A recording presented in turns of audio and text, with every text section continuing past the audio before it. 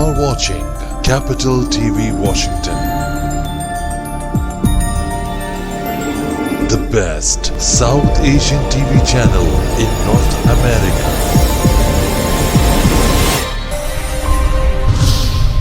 Capital TV Washington. Hello everyone, welcome to Capital Corner. I'm your host Mansoor Qureshi.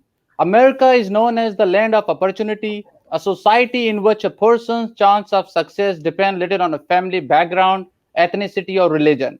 People from all over the world dream of coming to America to start better life here regardless of where they are from. Today's show is related to a latest Biden's immigration reform, especially related to EB2 and EB5 investment visa. To explain the process, we have with us an immigration lawyer, Ms. Maria Casablanca. She has more than 2 decades of experience in U.S. immigration and nationality law. Ms. Casablanca is board certified in immigration and nationality law by the Florida Bar and was a member of Florida Bar Certification Committee for Immigration and Nationality Law. She has developed an expertise in EB5 field of visas as one of the first Spanish-speaking attorneys handling high net worth clients from Latin America. She practiced in all areas of immigration law. Welcome to the show, Ms. Marisa. Could you please tell us a little bit about yourself and what kind of legal services do you offer and what are your specialties? Well, thank you. And first of all, thank you for having me on the show. I'm very honored. Thank you for We coming. practice, I've been practicing, as you said, for a very long time. And we specialize in any type of immigration cases.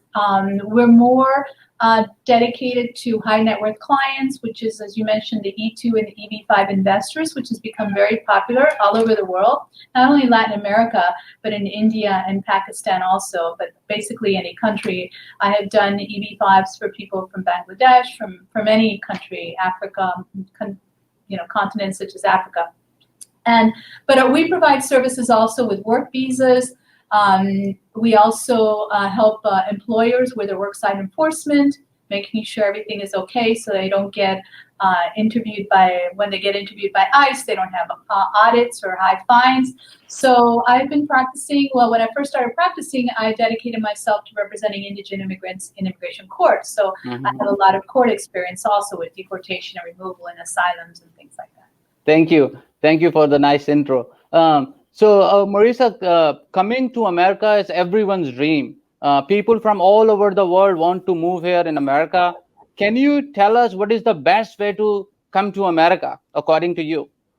Well, the wonderful thing about America is that we have visas for everything. So as long as we follow the laws and you follow whatever qualifications you need to fill a position or to fill some kind of purpose in the United States, there are visas for everyone. But the best way is to always review the resume and see what is the best. Now, for individuals who just want to come here and don't want to look for a job and they want to invest in the United States, like you said, live the American dream, then the E2 and the EB5 are the best types of visas for them. All right.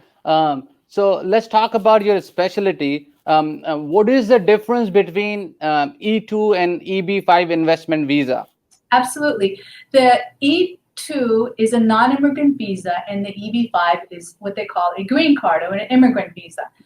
All the temporary visas, non-immigrant visas or temporary, are from A to U. So B is tourist, F is student. They all have a significant purpose for which the person's going to come to the United States and fulfill that purpose. And the E2 is one to invest in a business in the United States, and that investor needs to direct and develop that business. The EB5 is a green card because all green cards are either EB, employment-based, or FB, family-based. So an individual would invest, and this changed a couple of years ago. It used to be $500,000, and now it's $900,000 or $1.8 million in a project that's going to create 10 jobs. So the difference is the E2 is temporary, and there's no requirement on the amount of the investment. And no requirement on how many employees, and the EB5 is a specific program for the green card where you invest $1.8 million but you can invest 900,000 if it's in an agriculture or targeted employment area with high unemployment, and that leads to a green card. Oh, okay. All right. So what are the top requirements for EB5 investor visa? How much investment is required to obtain an EB5 visa? And what is the process to apply for an EB5 green card for the USA? And last but not least, what are the benefits of an EB5 investment visa according to you? Okay, perfect. So when it was created, it was in order, people call it an investment visa, but it's not really an investment visa, it's an employment creation visa. Mm-hmm. So the basic, and there's two basic requirements. One is the investment has to be 1.8 or mm-hmm. in a high unemployment area where it's over 10% of unemployment, or an individual place where it's agricultural, then the investment can be 900,000. So you have to have the investment that qualifies for that, either 900,000 or 1.8, and you also have to create 10 jobs with your money. So the way it's done is you invest in a project that's already been accepted by USCIS. It's already been vetted by any regulations such as the SEC, USCIS, contractual law. Once you make that investment, then you apply to USCIS in order to get what's called an I-526 petition approved. And once the petition is approved, that means you're qualified as an investor in order for you to be able to apply for the green card. And that process is taking a little longer than it used to. I remember the first one I did 22 years ago, it took a month and a half to get the green card. That doesn't exist anymore. But now it's taking anywhere from 2 to 4 years to get that petition approved. All right. And also, what are, according to you, some of the benefits of an EB5 investment visa? Well, the benefit is that you are a permanent resident of the United States, and I have found that the demographics of these applicants or investors is usually people with children who are tweens or teens, because they're doing it, well, I always say there's only 3 reasons that people immigrate: for your children, your children, your children. That's why people come to the United States usually. So it's usually families who want their kids to come to a U.S. university, and when they graduate, be able to find a job without having to get a work visa. And it makes things a little easier. Plus, also, if you have a green card or your children have a green card, then they can also have reduced tuition at the universities, at public university. So that's the benefit. And even though the green card can take, let's say, 2 to 4 years, you're accumulating time in order to become a citizen of the United States from the first card, which is usually 5 years. All right. And what about E2 investment visa? Exactly how much investment is required? And what are the benefits of E2 visa versus, EB5 visa, according to you? Absolutely. So the E2 is, because it's a temporary visa, it's quick. By quick, I mean immigration standards quick, not tomorrow. And the EB5 is for the future, because it's going to take 2 to 4 years to get it. So you do have, if you're going to be in the U.S., you have to have another type of status in order for you to be able to get that green card here in the United States. So with the E2, as I mentioned, there's no requirement for a specific amount of investment, but it has to be what the regulations call substantial. And substantial means something that shows that you're committed to the investment. So if you're purchasing a white tablecloth restaurant, French or Italian restaurant, your investment is going to be close to $500,000 or more, rather than if you're just starting a little cafeteria in an office building, the investment is less. But what I found is for European investors, the consulates in Europe require a higher investment because of the value of the dollar than if you're coming from Latin America. It would be less of an investment. Same as in Pakistan and India, the investment is not as high as European investors. Oh, okay. Marisa, one of the issue I can always see that, that many foreign investor want to come to America, but their first question is, what is the best way to start business here? So does your company help them set up a business as well? Its registration process, or and also what kind of business do you recommend for the people living in Pakistan or other countries or India or Latin America? Absolutely, yes. Our firm, Akerman, or my firm, Akerman, is a multidisciplinary firm. So we do offer corporate advice, litigation, any type of assistance. We even have tax attorneys. So any type of legal issues that any investor would need, we offer it for our clients. We have more than 100 years experience in doing that. So any issues that do come up, we can always, if we don't handle it in the firm, then we would find someone locally that could handle it. And the type of business is a very interesting question, because it's something everyone asks me. And I've always said, and this is what I always say into the future, is that find something that you're familiar with. Don't just go for what's the best deal in a business. If you're not familiar with the business you're buying, then even if it's the best deal, it's not going to go well. And I have seen many investors fail at this because they found a good deal, but it wasn't something that they particularly know. And what happens is, if that fails, then you have to get rid of the company through a foreclosure or something, and then your green card, your investor visa suffers because of that. Yeah. All right. So, Marisa, while the whole world is facing a global pandemic, and I'm pretty sure you guys are aware of that, and you also have tough situation nowadays too. So, when is the right time for a businessman to start a business in the United States, in your opinion? And how much impact do you think the COVID has made on a business opportunity? And also, one of the question I got from a couple of people too, that what are EB5 regional centers and investment funds? So multiple questions. I'm sorry, I'm asking that's you okay. lots No, of that's questions. okay. No, that's okay. As far as how COVID has affected businesses, being a born American, born here, we criticize the United States quite a bit because we're very entitled people, but we're doing much better than most other countries. So there was a period that a lot of businesses have suffered. So all I can recommend is to do your due diligence. It's a good time to invest in some businesses because some owners are saying, look, I want to retire. I don't want to do this anymore. It's too difficult. So what COVID has done, it's made a lot of owners make a decision if they want to continue or not. But my recommendation is always to do due diligence, is check out the tax returns of the company and see how they're doing do a market analysis, hire experts to do that. Because you want to have an informed decision before you make an investment that sometimes it's your family's savings.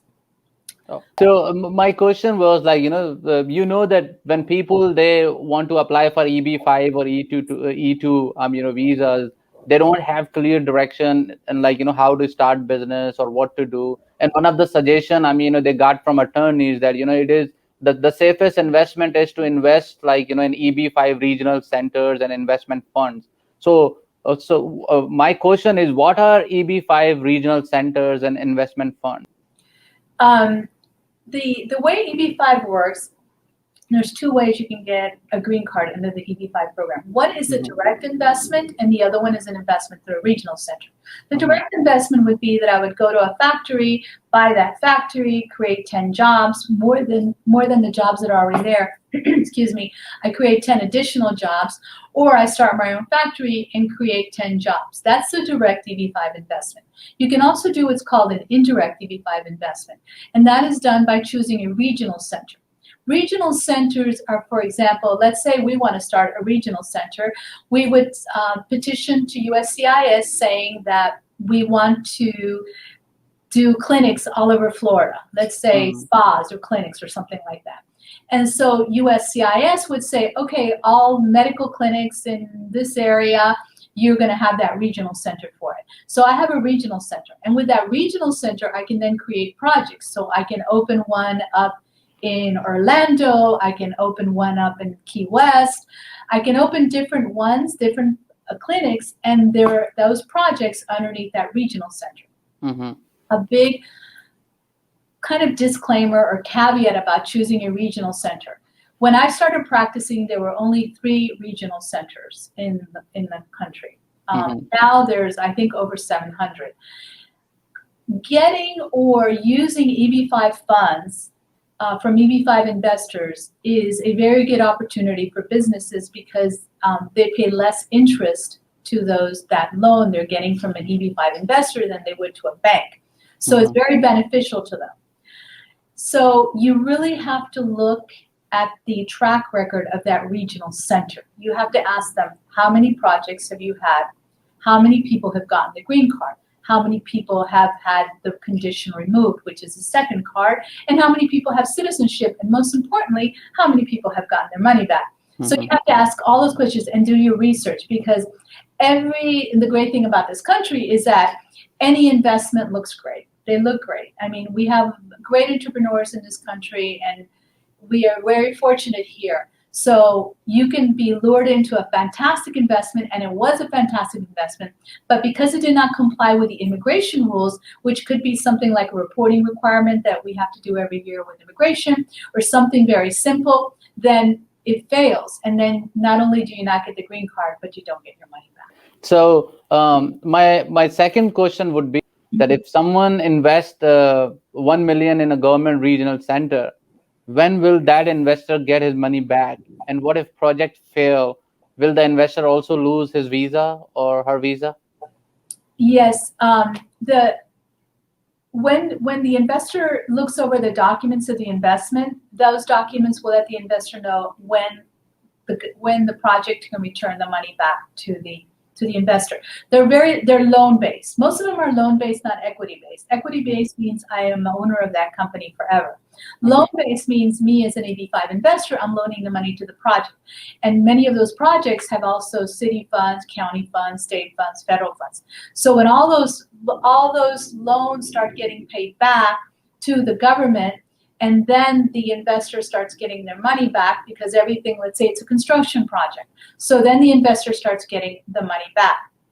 But generally, according to USCIS regulations, the investor is not allowed to receive the funds back until that money has been sustained, and that's the word in the regulation, for at least 2 years while they maintain their money in the project. So even if the project, and I've had situations where it was a construction project and they finished it in 1.5 years. So my investor is wondering, well, what can I do? They're returning my money to me. What do I do? Well, if they take that money back, then before the 2 years of sustainment, then they could risk not getting the green card. So what many projects do, or regional centers, is something called redeploy, where they move it from one project to another, just so the investor can have the sustainment and not lose the green card.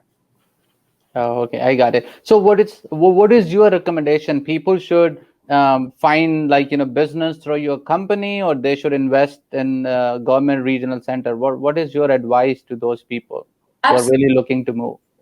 Absolutely. What happens if anyone comes to me first asking about an E2 visa, then I start asking them questions. What are you familiar with? What would you like to invest in? I always ask my clients, if you had your citizenship, American citizenship right today, what would you want to do in the future? And that's how I can tell what type of visa the person has, because as I mentioned, immigration will cater to the investor. We have many visas, and that's what the immigration laws are about. Now in EB5, also, if someone says, no, I don't want to work in the US, I just want a green card, I'm very happy in my country because I make a lot of money and I don't want to pay worldwide income because we have very high taxes in the US, then what we do is I tell them, well, these are certain projects. As an immigration attorney, I'm not allowed to recommend investments because I don't have that license to do that. All I can tell them is, look, I've had green cards given to my clients from these projects. These projects have been going on for 20 years. This regional center, I have clients who've gotten their citizenship afterwards, have gotten the money back. That's all the immigration attorney can do. So if someone comes to me and say, well, what about this project? I can let them know, oh, yes, I've worked with them before, and they're very responsible. So though I cannot tell them which EB5 project to choose, I can let them know the reputation of the managers of that regional center and kind of guide them into a project that they would be happy with. And of course, that would be only my immigration advice, certainly not an investment advice. Great suggestions, Marisa. Thank you so much for giving us such a great suggestion. Marisa, we also have some specific questions from our viewers from all over the world related to EB5 and E2. So that is going to be our next segment. So one of the first question Mr. Gibran asked actually from Pakistan, and his question is, can I get E2 investment visa with under $50,000 investment? What is the minimum investment required to obtain E2 visa? And that's a very good question because I get that question a lot. Theoretically, you can invest 10,000 and get this visa, but that's theoretically. The reality is when you go get the visa at the consulate, you have to show that you're committing to that investment. And you have to show that it has a projection of 5 years. So a $50,000 investment in a business really does not show that commitment. I have done it with that small amount, but then I show that the investor will be investing 20,000 every year or maybe 30,000 every year. And I show a business plan that shows how all the money that's going to be committed. Because there's some situations where people only have 50 now, but they're waiting for maybe a trust account that's going to give them some money, or sale of assets, or some family inheritance, and they can make up the difference that the consulate, with the consular officer who's going to interview them, believes, oh yeah, this person is committed, and we have a 5-year projection, because there has to be a 5-year projection for the success of the company. Oh, okay. Mr. Rizwan, who's currently visiting United States, is asking, can I convert my visit visa into an E2 or EB5 visa, or do I have to go back to my country to apply for visa? What are your recommendations? You can, yes, there's something called change of status. So if you enter as a tourist, you can change to any other status. You can change to a student status, you can change to an E2, you can change your status to an EB5. However, first the E2. If I change your status to an E2, you're changing your status. You don't have a visa. The visas are only issued at the consulate. So what you need is a visa and your passport. And unfortunately, USCIS, because they don't do a lot of E2 processes, they're very difficult with them. They equate them to something else called the L visa, which is very discretionary to grant. So I always recommend my client, let's do the E2 visa at the consulate. And that's very important, because at the consulate, there's a specific officer who adjudicates E2s. It's not the same person usually that does tourist visas or student visas. And this person is a representative of the Department of State, because E2s are based on a treaty of commerce that we have with that country. So Pakistan has that treaty of commerce. India doesn't. Colombia does. Venezuela doesn't. Spain does. Portugal doesn't. So we have to have that treaty of commerce, and the consulate will have that specific person that's familiar with that treaty to issue the E2 visa, which is not like if we change the status of USCIS. As far as the change of status to the EB5 green card, the problem is we could do it, but the person's going to be here for 4 years and they don't have another visa to be here unless they're a student. So if it's a student and you're here studying, then you can wait the 4 years here and we can change your status to EB5. But for the majority of the people, they want a consular processing because they want to be in their country, making the money that they make, living the standards that they have, and then come over when the petition has been approved. All right. My next question is from Mr. Noor Lawari. He's asking, can I apply for E2 or EB5 visa with the loan money or gift money from family or a friend, or do I need to have my own money? Exactly how much money is acceptable as a gift or as a loan? Now, let me cover the EB5 first, because it's extremely popular with EB5. As you are familiar with, there's some countries that you cannot take out $900,000 and transfer to US. And so it has to be from gifts from different family members. So it can't be a gift, and it doesn't matter who the gift is. Well, I'm sorry, let me retrace it. It does matter, because the person who made the money that's gifting it, we have to show that they're lawful source of funds. So even though it's a gift, we just have to make sure that the person who obtained those funds in order to gift them is, the funds are legal, basically, that they're not illegal funds. So it's very, very, very common with the EB5.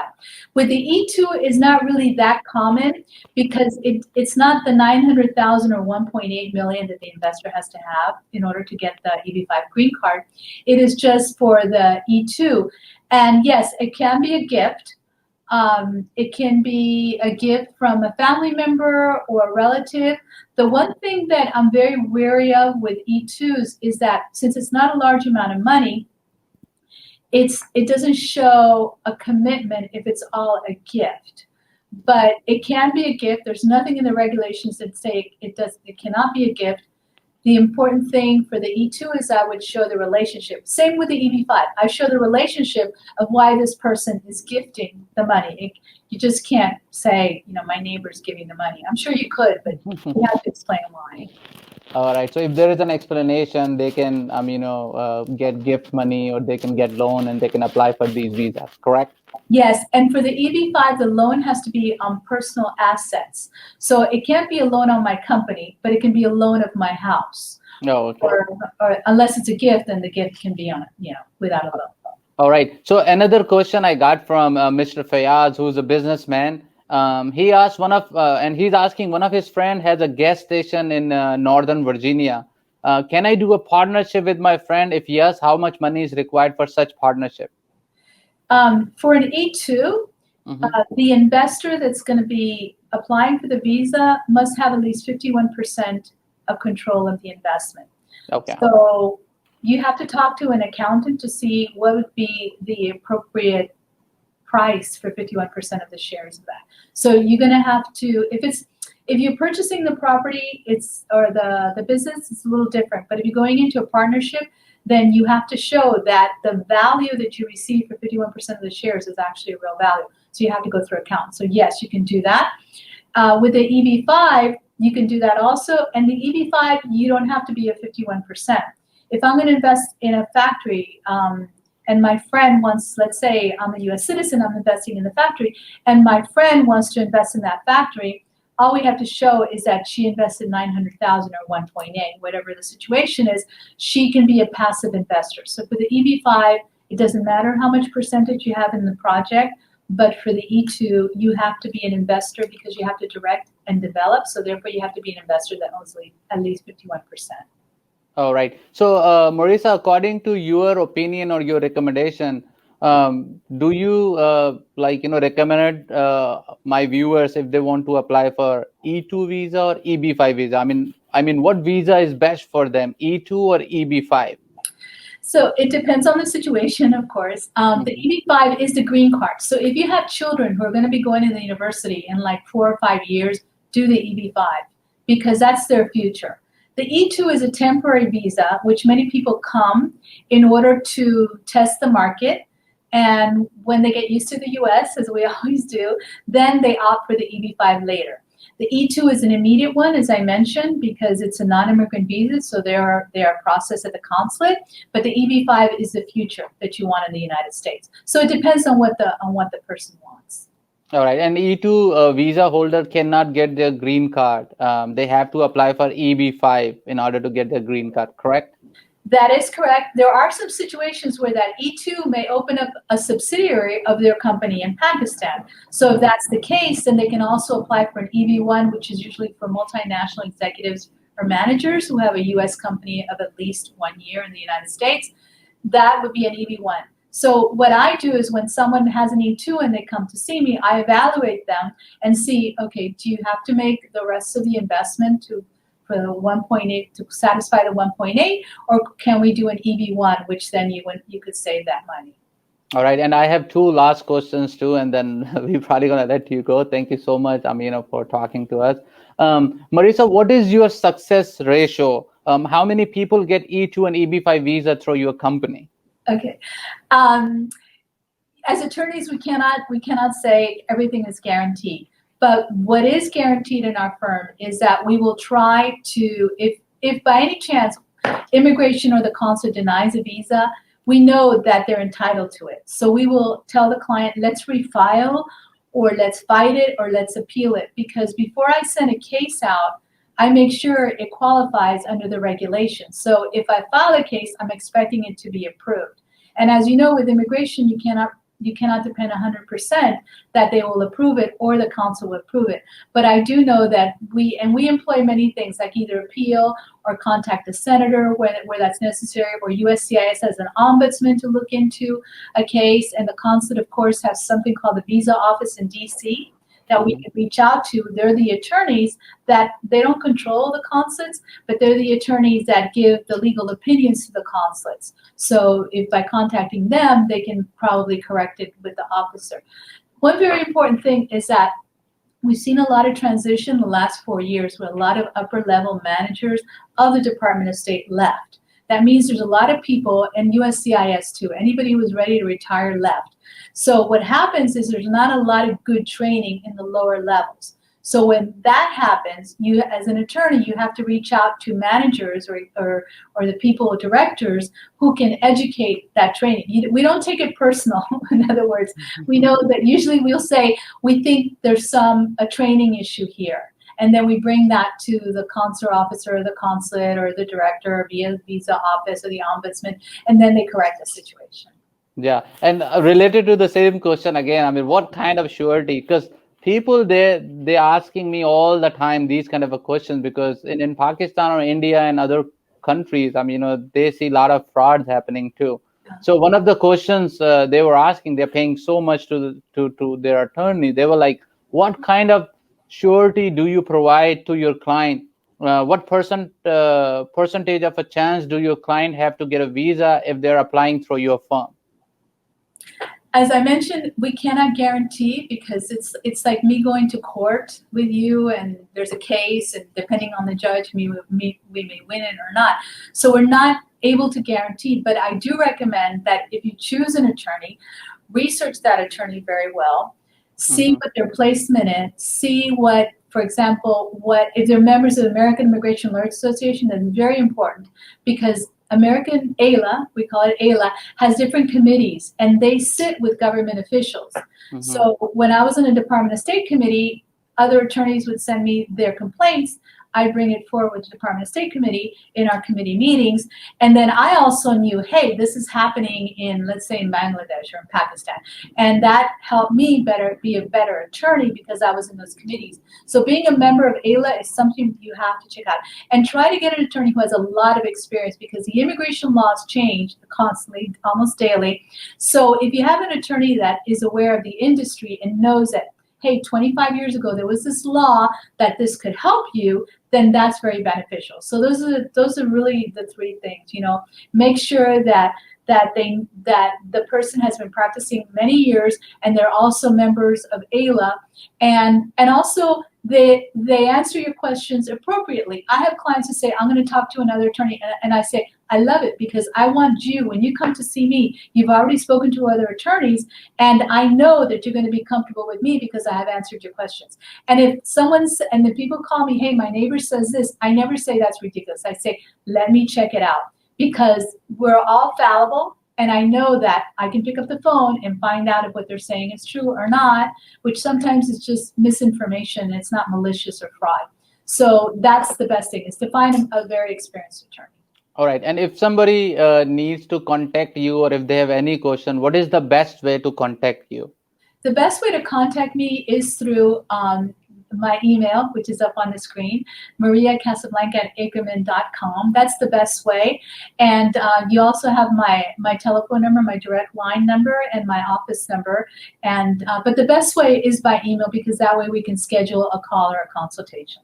Thank you for sparing some time for us and answering our questions. Viewers, this conversation was for information purpose only and does not constitute legal advice. If you need any kind of legal advice, please contact Ms. Marisa Casablanca. Have a nice day. God bless you, and God bless United States of America. You are watching Capital TV Washington. The best South Asian TV channel in North America.